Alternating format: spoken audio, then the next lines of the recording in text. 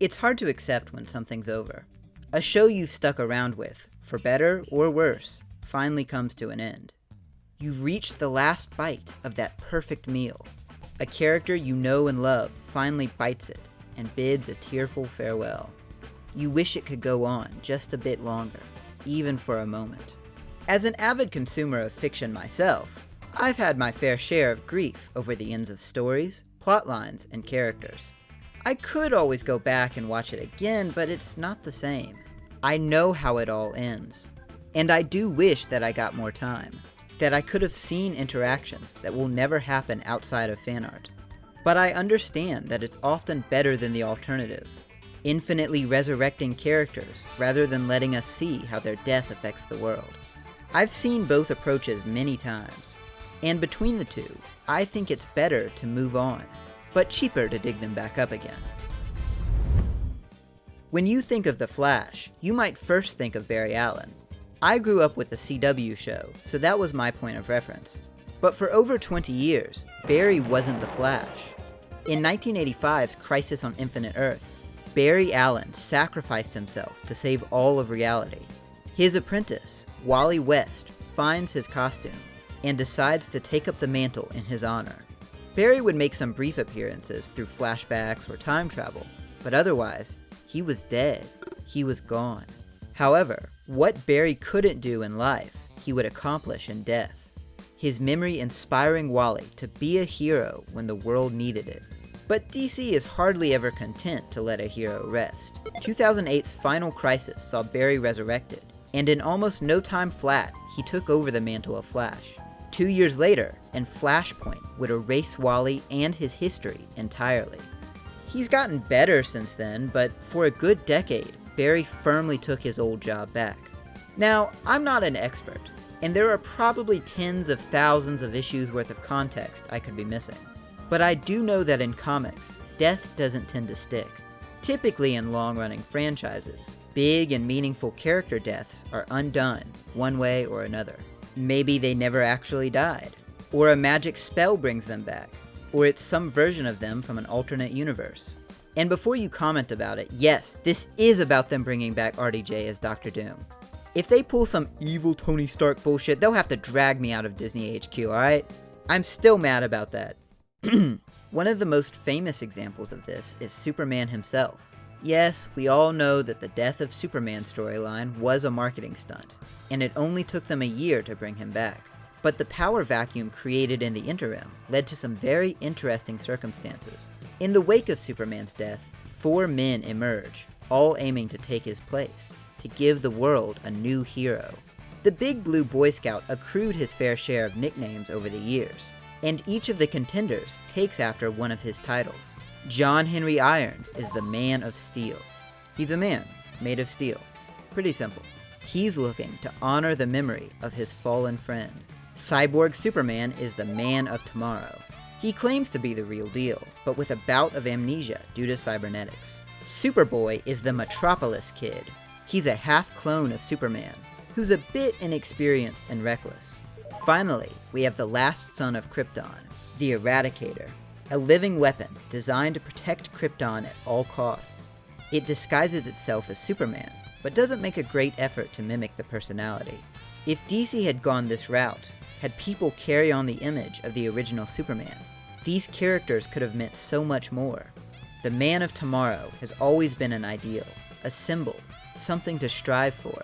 Seeing the world struggle with the gap he left behind would make for a wealth of interesting stories, ones that could have embraced the hopeful ideals that Superman stands for. Instead, the new Supermen are just a sideshow, a novelty, until the real deal wakes up.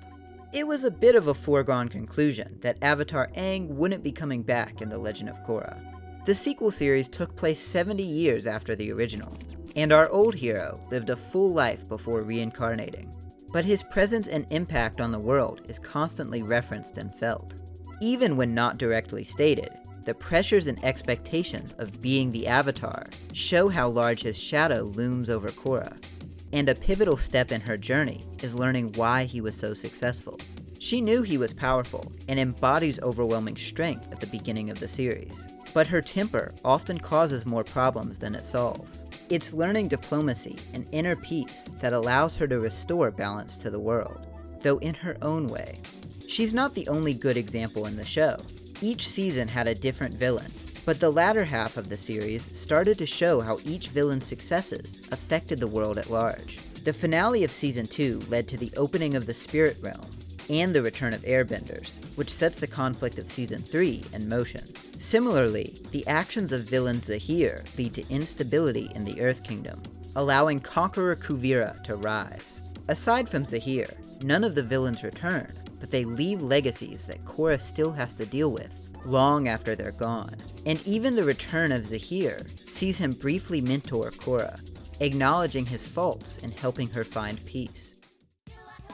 I mentioned the Clone Saga in one of my recent videos about Rivals, in which Spider-Man dealt with a never-ending pile of clones. Initially, Marvel planned to introduce Ben Reilly as a successor to Peter Parker, with the original settling down with Mary Jane to start a family. After decades of growing up and fighting crime, Spider-Man would finally get a happy ending and grow old with his wife. Unfortunately, Marvel hates Peter Parker and loves money, so they quickly changed their minds and brought him back. Then, they proceeded to spend several decades stripping him of everything he had, until he was back to being perpetually broke and single. Ultimately, when dealing with the death of a major character, I think it's better to show their legacy and impact on the world, rather than bring them back just for cheap fan service. The same applies to the destruction of a setting or end of an organization. I was never a big fan of the original Dragon Ball, having grown up watching Z. Still, I knew about the Red Ribbon Army, and a young Goku's battles with them. It was interesting to have the Android and Cell sagas be a story of revenge, the last remnants of a defeated foe, hiding in wait for the perfect moment to strike. But then, Dragon Ball Super just kind of does that again, except now they're just fully restored. I know I'm nitpicking, but it felt cooler when it was just one crazy guy in a lab. This movie even does it twice. Seeing the Earth remember the threat of Cell, and Mr. Satan gaining renown as the hero who stopped him? Awesome. It shows how monumental these battles are, how they change the world around them.